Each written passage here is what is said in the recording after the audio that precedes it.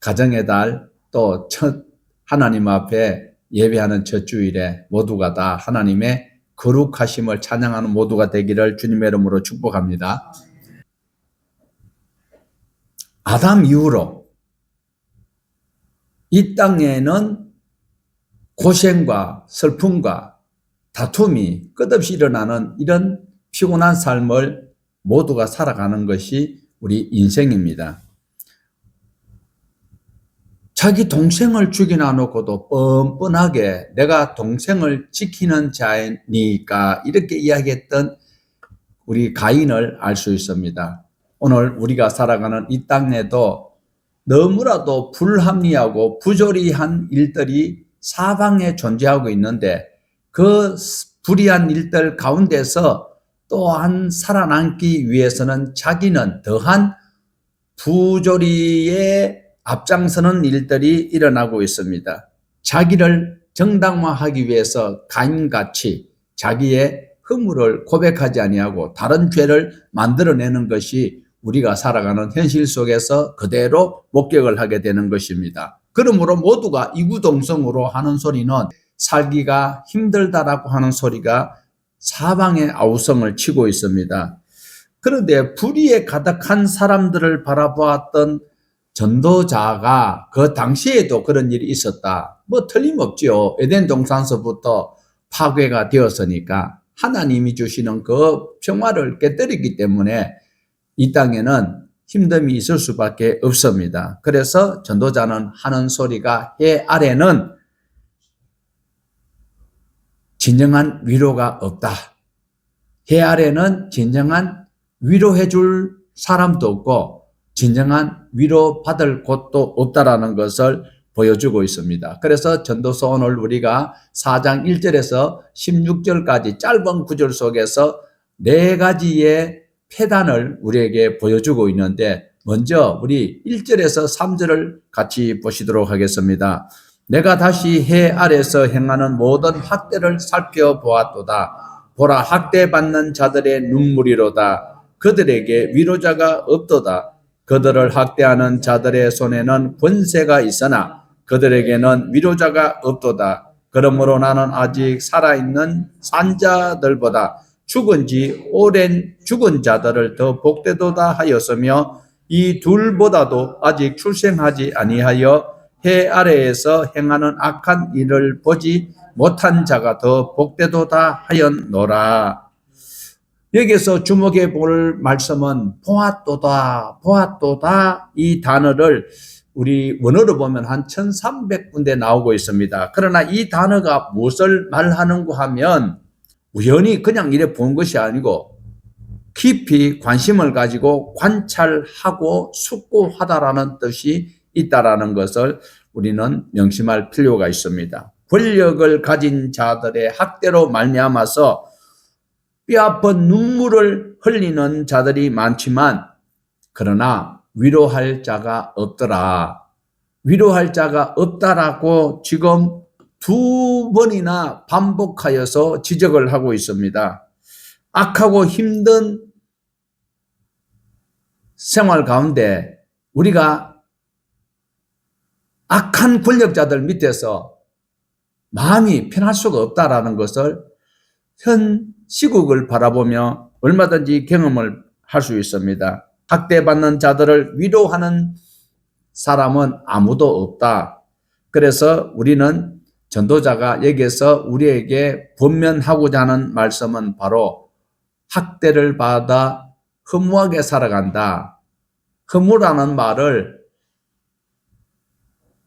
아벨의 이름이 지난번에 말씀드렸죠. 아벨이 아니고 헤벨이에요. 헤벨. 허무하다. 전기 같다. 연기 같다.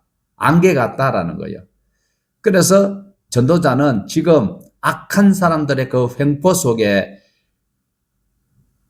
그 모든 것을 착취당하고 학대받는 자들을 위로할 자가 없는 것을 보니까 참 허무하다. 너무나도 허탄하다라는 것을 2번이나 반복을 하고 있습니다. 이 반복되는 이 소리 속에 저와 여러분은 주님의 음성을 들어볼 수 있는 그런 기도적 삶을 살아가야 할 것입니다. 불법이 성행하는 이 세상에 외로운 가운데 믿음의 길로 걸어가기 위해서는 주님의 손을 잡을 수밖에 없다. 이 세상에 어떤 것도 위로해 줄 수 없는 환경이 되어 있습니다. 법이 보호해 주지 않습니다. 그리고 이웃이 나를 보호해 줄 수도 없는 이런 악한 사람들의 횡포 속에 나를 돕다가 더 큰 봉변을 당할까 싶어서 아예 못 본 척하는 그런 일들이 있을 때에 우리는 주님을 바라보아야 한다라는 것을 우리에게 소개를 하고 있습니다. 이 땅의 소망 사라질 때에 천국의 소망을 가지고 우리는 그 현실 속에서 극복해낼 수 있다라는 것입니다. 우리의 눈에 눈물 닦아주시고 우리의 손을 이끌어 주실 그 주님이 십자가에서 못 박혀 섰던 그 못자국난 손을 우리는 붙들기 위해서 힘든 일이 있을 때에 극복하기 위해서 그 주님의 손을 붙들 수 있는 위로를 받을 수 있는 모두가 되셔야 합니다. 이 땅에는 진정한 위로자가 없고 지금 이제 대선을 통하여서 모두가 잘 살 수 있도록 해주겠다고 하지만 그들이 해줄 수 있는 것은 아무것도 없습니다. 오직 우리의 삶과 우리의 미래, 영원을 책임져 주실 위로자를 우리는 바로 바라보고 위로를 받아야 할 것입니다. 2절 말씀을 잘못 해석하면 죽음이나 자살을 강조하는 듯한 이런 오해가 될 수 있습니다만 그것은 아니다라는 겁니다. 어쩔 수 없이 이 땅에 태어났다 손치더라도 고난이 많고 힘듦이 많고 불평, 불만이 산재해 있는 이곳에 살아가는 것보다는 차라리 먼저 돌아가셨던 분들이 훨씬 더 다행스러운 일이 아니냐라는 그런 이야기를 우리에게 해주고 있습니다. 그러나 어떤 순간에서도 죽음이라는 것으로 자기가 겪고 있던 불합리하고 억울하고 힘들었던 그것이 해결되지는 않는다. 죽으면 모든 것이 끝난다라고 여기고 죽음으로 마무리할 수 없는 그것이 바로 하나님이 우리를 위로해 주셔야 되고 그 학대를 견딜 수 있는 은혜를 주셔야만 된다라는 것을 말씀을 하고 있습니다. 하나님께서 주시는 그 생명은 아주 고귀합니다. 2절을 잘못 해석하여서 자기 생명을 경시하는 것은 큰 범죄다라는 것을 꼭 명심하셔야 합니다. 실수하였으면 반드시 돌이켜야 될 것입니다. 우리가 잘 알고 있는 가룟 유다를 보십시오. 예수님을 팔았습니다. 그러나 그가 만약에 돌이키고 회개하였더라면 그렇게 자살하지는 아니하였을 것이고 우리 주님께서 안타까워하시면서 그가 태어나지 아니하였으면 훨씬 더 좋았을 것이다라는 그런 소리는 안 들었을 것입니다. 반면에 베드로는 예수님을 모른다고 3번이나 부인하였지만 돌이켰을 때 우리 주님의 귀한 사역에 서임받았던 사도였습니다. 그리고 우리가 잘 아는 사도 바울 역시 스데반을 그리고 예수 믿는 사람들을 핍박하는 그 일에 앞장섰던 사람이었지만 그가 다메섹 도상에서 주님을 만나고 자기가 잘못이라는 것을 돌이켰을 때 신약성경 13권에서 14권을 기록한 귀한 사도의 반열에 서게 되었던 것을 볼 수가 있습니다. 그렇게 존경받을 수 있었던 이유는 잘못을 돌이키고 주님을 붙들었을 때, 주님을 만났을 때 그런 일이 있었습니다. 다윗도 위기의 순간에는 주님을 의지하였습니다. 우리가 잘 알고 있는 시편 23편 우리가 같이 한번 보실까요? 시편 23편 4절에서 5절 보면 내가 사망의 음침한 골짜기로 다닐지라도 해를 두려워하지 않을 것은 주께서 나와 함께 하심이라. 주의 지팡이와 막대기가 나를 안위하시나이다. 주께서 내 원수의 목전에서 내게 상을 차려주시고 기름을 내 머리에 부으셨으니 내 잔이 넘치나이다. 우리는 언제나 어디서나 하나님을 붙들고 주의 인도하심을 따라가야 할 것입니다. 그리고 두 번째 단락으로 허무한 광경을 전도자는 시기심에 대한 것으로 우리에게 권면을 하고 있습니다. 우리 4절에서 6절 말씀 보시겠습니다. 내가 또 본즉 사람이 모든 수고와 모든 재주로 말미암아 이웃에게 시기를 받으니 이것도 헛되어 바람을 잡는 것이로다. 우매자는 팔짱을 끼고 있으면서 자기의 몸만 축내는 도다. 두 손에 가득하고 수고하며 바람을 잡는 것보다 한 손에만 가득하고 평온함이 더 나으니라. 4절은 사람이 모든 수고와 모든 재주로 말미암아 이웃에게 시기를 받는다라고 이야기를 하고 있습니다. 자, 여기에서 4절에 재주라는 단어를 보면 부정적 의미도 있고 긍정적 의미로 두 가지가 부여되고 있는데요. 재주라는 말은 부정적으로는 강교한 일이라는 표현이 있고 긍정적으로는 지혜롭다. 그리고 성공했다. 그래서 그 성공했다라는 긍정적 의미를 한번 바라보면은요. 내가 또 본즉 사람이 모든 수고와 모든 성공으로 말미암아 이웃에게 시기를 당하게 되었다. 시기라는 것은 질투를 유발하고, 그리고 좋은 부분으로는 열정이라고 이야기하고 할 수도 있습니다. 자, 그래서 다시 우리 좋은 말로 바꿔서 한번 보면은요, 내가 또 본즉 사람이 모든 수고와 모든 성공으로 말미암아 이웃에게 질투를 받으니 이것도 헛되어 바람을 잡는 것이로다. 정말 우리는 지금 우리 살아가고 있는 이 땅에는요, 누가 잘 되면 축하를 해줘야 되는 것이 기정사실이에요. 그런데 어떻게 된 판인지 누가 좀 잘 된다 싶으면 살아남을 수 없도록 만들어버리고 있습니다. 너무 지나치게 부자가 되어서는 안 될 것 같습니다. 우리나라에서는요. 아니요. 이 지구촌에서는 그래요. 성공하면 절대로 시기꾼이 많아가지고 우리가 견디기가 어려울 수 있습니다. 사도 바울은 이방인의 사도로 시험을 받았는데 유대인들에게 복음을 전가하려고 했거든요. 근데 유대인들이 복음을 안 받아요. 그래서 사도 바울이 하는 소리가 내 민족을 위해서 자기 이름이 정말로 모세 기도처럼 자기 이름이 제외되더라도 자기 민족이 구원받았으면 좋겠다. 그러면서 복음을 전가하는 것이 이방인들이 하나님의 말씀 안에서 바로 복을 받는 것을 통하여 유대인들이 시기가 나서 하나님 앞에 돌아오도록 하기 위한 사도로 부름을 받았다라는 것을 우리는 알 수 있습니다. 우리나라에도요, 시기가 얼마나 심했는지 몰라요. 옛날부터 조선시대부터 그랬어요. 얼마나 그것이 만연했으면 우리 속담에 사촌이 뭐 한다? 땅을 사면 배가 아프다라는 말이 있습니다. 그래서 전도자는 이런 가운데 두 부류를 우리에게 소개를 하고 있습니다. 시기심에 이끌려서 수고하여 성공하는 사람이 있는가 하면 시기하여서 성공하는 사람들이 간혹 있습니다. 시기라는 것이 부정적으로 질투해서 내가 잘 돼야지 이거보다도 저 사람이 저렇게 하니까 긍정적으로도 나도 열심히 하여서 성공에 도달해야 되겠다라는 그런 시기가 있다라는 겁니다. 그거는 당연히 해야 되죠. 그런데 우리가 더 눈여겨보셔야 될 것은 팔짱을 끼고 자기 몸만 축내는 사람도 있다라는 거예요. 이런 사람들은 패단이 아닐 수가 없습니다.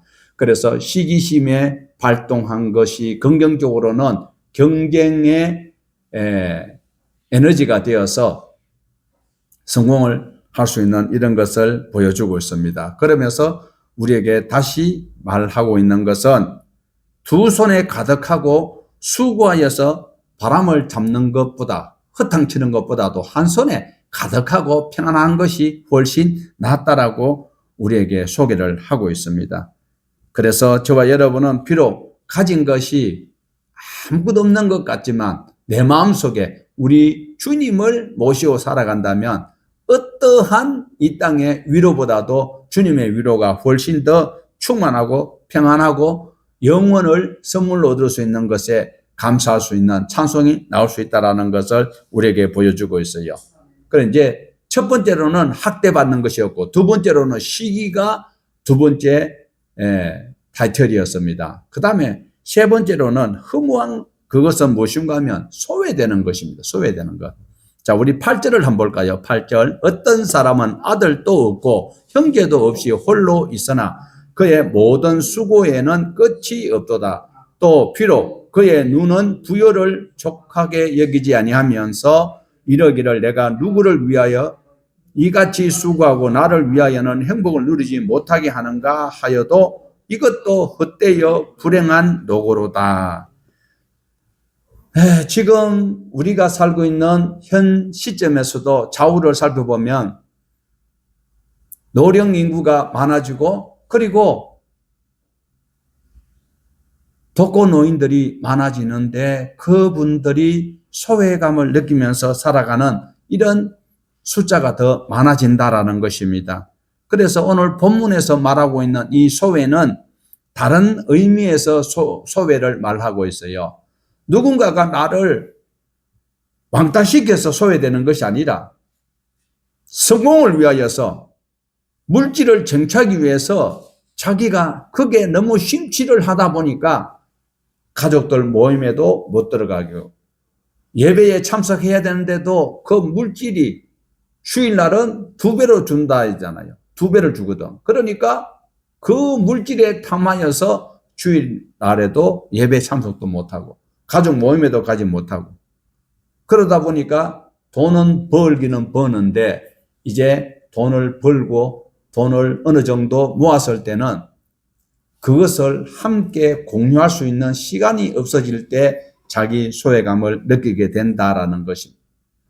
물질에 너무 매여서 자기가 스스로 소외를 자초하고 있다는 것을 우리에게 말하면서 그것도 헛되도다라고 해벨이라 허무하다 그렇게 하지 말고 사람다운 삶을 살아라. 모일 때 모이고 하나님 앞에 예배할 때 예배하고 쉴 때 쉬라는 것을 말하고 있습니다. 저와 여러분이 이 땅에서 가지고 있는 것에 만족하지 못하면은요, 허무한 인생을 살 수밖에 없고, 자기 스스로 소외를 자초하면서 더 가지려고 하는 곳에 들어감으로 인해서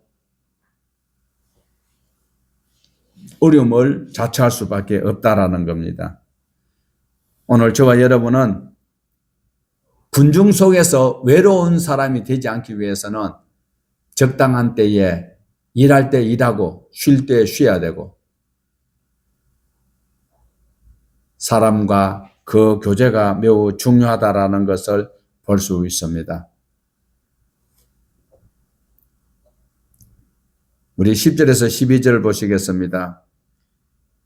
혹시 그들이 넘어지면 하나가 그 동물을 붙들어 일으키려니와 홀로 있어 넘어지고 붙들어 일으킬 자가 없는 자에게는 화가 있으리라. 또 두 사람이 함께 누우면 따뜻하거니와 한 사람이면 어찌 따뜻하랴. 한 사람이면 피하겠거니와 두 사람이면 맞설 수 있나니 새 겹줄은 쉽게 끊어지지 아니하느니라. 홀로가 아닌 둘이라면 한 사람이 미끄러질 때 잡아서 바로 세울 수도 있다라는 겁니다. 그리고 또 위기가 닥쳤을 때 한 사람보다는 두 사람이 있으면 훨씬 더 위기를 잘 극복할 수 있습니다. 그렇지만 그 하찮은 실도 한 줄보다는 세 겹줄이 겹쳐지면 쉽게 안 끊어진다라고 여기서 소개를 하고 있는데 당연한 것이지요. 그 실이 한 올 가지고 있을 때는 끊어지기 쉽지만 세월이 겹쳐져 있다면 쉽게 끊어지지 아니한다. 외부 충격으로부터 견딜 수 있다. 이 세 겹줄은 바로 우리가 주님과 어떠한 관계를 맺느냐에 우리의 신앙을 바로 결합하면 아주 우리는 위기에서 그리고 슬픔에서 소외에서 학대받는 자리에서 우리는 위로를 얻을 수 있다라는 것입니다. 성령님과 나 사이에 어떠한 줄로 연결되어져 있는가, 이거 매우 중요하다라는 것입니다. 성령 안에서 믿음과 사람들 사이에 교우들 관계 속에 우리는 바로 묶임을 받은 사랑의 줄로 연결되어져 있다라는 사실에 우리는 감사해야 할 것입니다. 이 줄은 단순히 단단한 줄, 끈이 아니라 바로 생기를 공급할 수 있는, 주님과 나 사이에 탯줄과 같은 생명을 연결할 수 있는 줄이 될 수 있고, 성령님의 인도하심 따라서 내 마음속에 천국의 소망을 이룰 수 있는 생명끈이 될 수 있다라는 것입니다. 그리고 같은 교우들끼리도 한 주님을 모시면서 주님과 사랑의 끈으로 연결되어 있는 모두는 서로가 같은 기도 제목 나누고 공유하고 한 형제로서 살아갈 수 있는, 아픔을 극복할 수 있는 이런 위기도 우리 모두는 극복할 수 있다라고 소개를 하고 있습니다. 그 어떤 힘으로도 끊을 수 없는 그 줄은 주님과 나 사이에 연결된 줄이 있어야만 하는 것입니다. 어떤 상황에서도 우리는 이 줄을 늘 기억할 수 있는 저와 여러분이 되셔야 합니다. 우리 13절에서 16절입니다. 가난하여도 지혜로운 젊은이가 늙고 둔하여 경고를 더 받을 줄 모르는 왕보다 나으니, 그는 자기의 나라에서 가난하게 태어났을지라도 감옥에서 나와 왕이 되었음이니라. 내가 본 저 해 아래에서 다니는 인생들이 왕의 다음 자리에 있다가 왕을 대신하여 일어난 젊은이와 함께 있고, 그의 치리를 받는 모든 백성들이 무수하였을지라도 후에 오는 자들은 그를 기뻐하지 아니하리니 이것도 헛되어 바람을 잡는 것이로다. 자, 여기에서 어떤 학자들은 저기서 14절에 보면은요, 그가 자기의 나라에서 가난하게 태어났을지라도 감옥에서 나와 왕이 되었을 때에, 자, 저것을 14절을 어떻게 해석하는 분이 있는가 하면, 야곱의 11째 아들 요셉을 칭하고 있어요. 그래서 감옥에는 왜 갔어요? 우리는 알고 있는데 그 해석자는 이렇게 해석을 해요. 그 고대 당시에는요, 꼭 죄를 지었을 때에도 감옥에 가요. 그런데 경제적으로 가난하여서 빚을 내어서 갚지 못하였을 때도 감옥에 가게 된다라는 거예요. 그래서 그것을 비유로 하는데 어떻게 보면 맞는 것 같기도 하고 어떻게 보면 아닌 것 같아요. 요셉이 왕이 된 적은 없거든요. 그런데 저 문맥을 지금 우리 개혁 개정의 문맥을 보면은요, 15절에 보면 내가 본 적 해 아래에서 다니는 인생들이 왕의 다음 자리에 요셉이 버금가는 자리에 있었거든요. 국무총리였거든.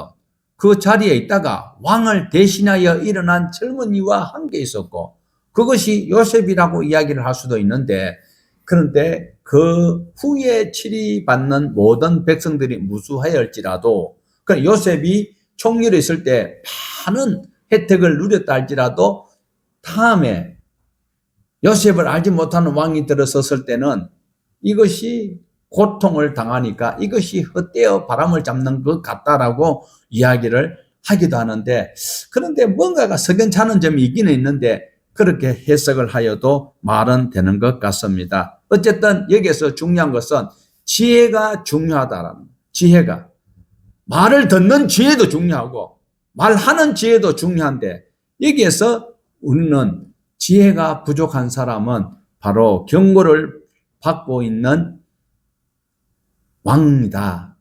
그래서 우리가 잘 알고 있는 왕은 다윗 왕을 들어볼 수가 있어요. 솔로몬의 아버지가 다윗 왕이잖아요. 그래서 전도자가 솔로몬인데, 다윗 왕은요 아주 지혜로운 성품을 가지고 있었어요. 그것이 무엇인가 하면 사무엘이 권면하는 거 잘 들었어요. 그 이후에 사울의 아들 요나단 왕자가 다윗 왕보다 나이가 많지요. 그런데 요나단이 하는 이야기도 잘 듣고 관계를 잘 맺었던 왕이 바로 지혜로운 왕, 젊은 왕 다윗이었습니다. 그런데 초대 왕이었던 사울은 어떠냐? 지혜롭지 못하여서 결국은 요절을 당하고 말았다. 비참한 죽음을 당하고 말았다라는 것을 볼 수가 있습니다. 그래서 이 살아가는 현실 속에서 독선적 삶을 사는 자들은 사울 왕처럼 어려움을 당할 수가 있다. 요즘처럼 소통이 강조되는 이 시대에 너무나도 독선적인 지도자의 모습은 많은 사람들의 인상을 찌푸리게 하고 어쩌면 저와 여러분도 독선적인 삶을 살아가는 주인공일 수도 있습니다. 왜 독선적으로 그렇게 행동을 하는가 하면 다 자기 이익이 우선되기 때문에 그런 일이 있을 수 있다라는 거예요. 그래서 우리 역시 독선적인 그 판단, 이익을 집착하는 것은 누구라도 자유로울 수 없다라는 거예요.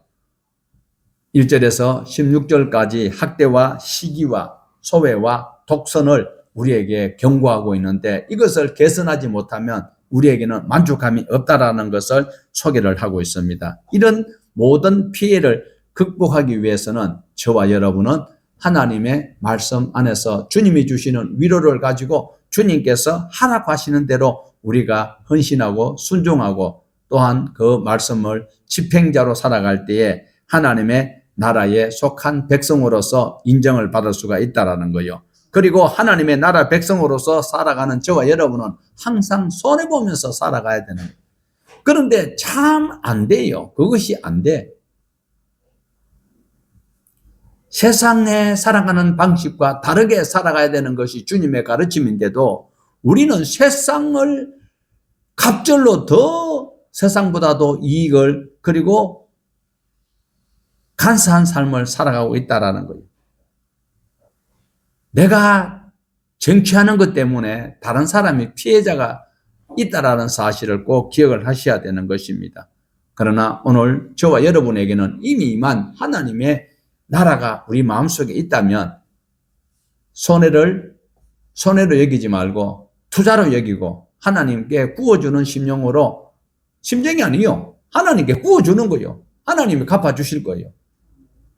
후이되어 흔들어 넘치도록 채워주시는 그 하나님의 위로가 우리에게 있다라는 거예요. 손해를 보고 살아가는 것 힘듭니다. 남을 도와주는 것 어려운 일입니다. 고생스럽습니다. 그런데 결국은 우리 주님께서 위로해 주신다라고 말씀을 하고 있어요. 우리 마태복음 11장 28절에서 30절 같이 한번 보실까요? 수고하고 무거운 짐진 자들아 다 내게로 오라. 내가 너희를 쉬게 하리라. 나는 마음이 온유하고 겸손하니 나의 멍에를 메고 내게 배우라. 그리하면 너희 마음이 쉼을 얻으리니 이는 내 멍에는 쉽고 내 짐은 가벼움이니라. 우리 주님께서 학대와 시기와 소외와 독선적 삶을 살아가는 저와 여러분에게 일침을 놓고 있습니다. 하나님의 말씀으로 하나님께 영광을 돌리는 삶은 고단합니다. 피곤합니다. 손해가 당연히 있는 것 같습니다. 그렇지만 주님께서 우리를 위로해 주시고 채워주시겠다고 하시는 이 말씀에 내 이익을 위해서 남을 학대하지 말고 하나님의 기뻐하심에 저와 여러분이 바로 내 겉옷을 벗어서 나귀를 타신 예수님의 가시는 그 길을 펴드릴 수 있는 이런 신앙이 바로 겸손이요 그리고 내 독선을 제거하는 이런 특효약이 될 수 있다는 것을 기억을 하시고 하나님의 말씀에 귀를 기울이고 하나님의 기뻐하심에 쓰임받는 우리 모두가 되시기를 주님의 이름으로 축복합니다.